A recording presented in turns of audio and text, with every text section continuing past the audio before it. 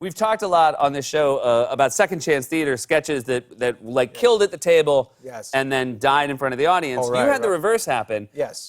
Which is very hard to do. I don't quite understand how did you get a sketch on that didn't have to go to the table? This was an incredible moment. I'm pretty sure this happened. I don't remember everything. It was a long time ago.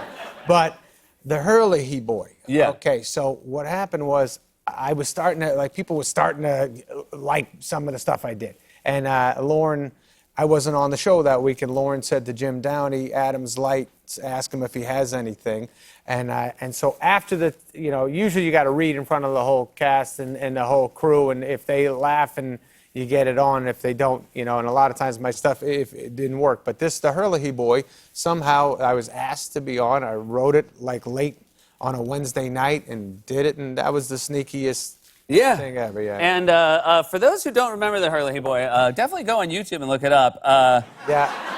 I mean, in the end, it's really a sketch about Farley. Yeah.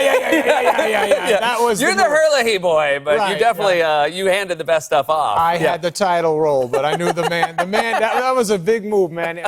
In my era, if you wrote Farley into a skit, you knew it was probably going to get on. It was probably going to be a great time. You guys, this was growing up. I remember watching this sketch and enjoying the Gap Girls a great deal. Yeah. Was it as much? That was fun, yeah. Yeah, that was Spade. Spade used to write those. Spade wrote those? Yeah. We had a great time doing that. I don't know, me and Farley didn't look as good as Spade. Spade kind of fit that stuff better than us. Yeah, Spade does kind of look, Yeah, Spade has a nice little body on him, and with me and Farley are a little bigger, we didn't make sense in the outfits. And Spade kept it, because I remember when Spade came back and hosted in my era, I think he played Martha Stewart right away. Oh, right, right. So he's managed to maintain that, The thing about Spade and Gap Girls is he's just talking with his voice. No, everyone else would put on like a little higher weird things. He's just like, hey, what's